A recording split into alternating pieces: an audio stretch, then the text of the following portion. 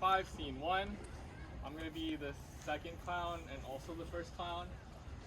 Slash first clown. I'm Benji Amores and I'm going to be playing Hamlet. My name is Jeremiah Kim. I'm Melinda Amick and I am first clown.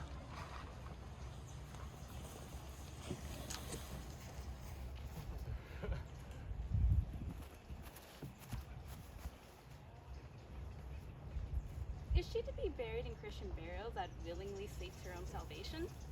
I tell thee, she is, and therefore make her grave straight. For the coroner has sat on her and finds it Christian burial. How can that be? Unless she drowned herself in her own defense. Why, 'tis found so.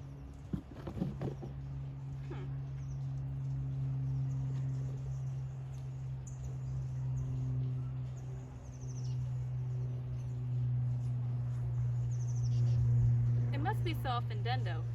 It cannot be else. For here lies the point. If I drown myself wittingly, it argues an act. And an act has 3 branches. It is to act, to do, and to perform. Argal, she drowned herself wittingly. Nay, but hear you, Goodman Delver. Give me leave. Here lies the water, good. Here stands the man, good. Now, if the man come to this water and drown himself, it is will he nil he goes, mark you that. But if the water come to this man and drown him, he drowns not himself. Argal, he that is not guilty of his own death shortens not his own life. But is this law? Aye, Mary is a crowner's quest law. Well, will you have truth on it?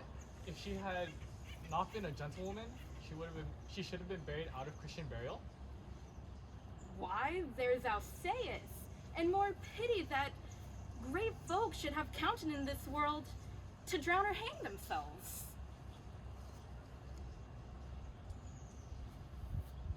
More than they're even Christian. Come, my spade, there are no ancient gentlemen other than gardeners, ditchers, and grave makers. They hold up Adam's profession. Was he a gentleman? He was the first that ever bore arms. Why, he had none. Art a heathen? How dost thou understand scripture? Scripture says Adam digged. How could he dig without arms? I put another question to thee, if thou answers me not to the purpose. Confess thyself. Those who? What is he that builds stronger than either the mason, the shipwright, or the carpenter? The gallows maker. For that frame outlives 1,000 tenants. I like thy wit well, and in good faith. The gallows does well, but how does it well? It does well to those that do in. But now dost ill to say that the gallows is built stronger than the church? Argal, the gallows may do well to it again come. Who builds stronger than the mason, the shipwright, or a carpenter? Aye, tell me that and unyoke. Mary, now I can tell.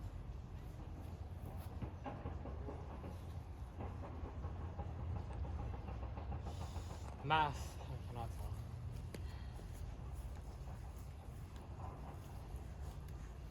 Cudgel thy brains no more about it. For your dull ass will not mend his pace with beating. But if your ass is questioned again, answer the grave maker. For the houses he makes will last till doomsday.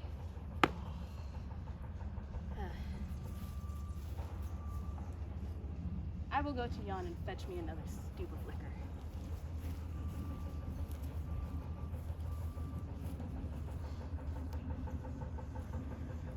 In youth, when I once did love, methought it was very sweet to contract the time for my behoof.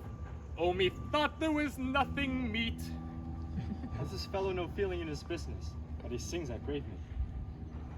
And age with his stealing steps hath clawed me in his clutch, and hath shipped me into the land as if I had never been such. That skull had a tongue in it, and could sing once. Oh, how the knave jowls it to the ground, as if it were Cain's jawbone that did the first murder. It might be the pit of a politician, which this ass now o'erreaches. One that would circumvent God, might it not? I will speak to this fellow. Whose grave's this, sir? Mine, sir? I think it be thine indeed, for thou liest in it. You lie out on it, sir. Therefore, it is not yours. For my part, I do not lie in it, yet it is mine. Thou dost lie in it, to be in it and say it is thine. 'Tis for the dead, not for the quick. Therefore thou liest. 'Tis a quick lie, sir. 'Twill again away from me to you. What man dost thou dig it for? For no man, sir. What woman then?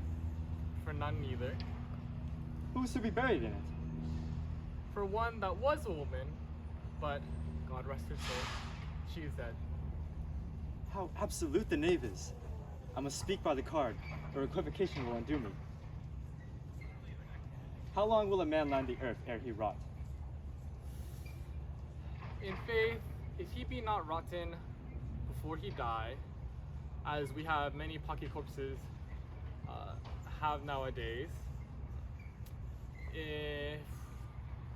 who scarce hold the laying in, he will last you 8 year or 9 year.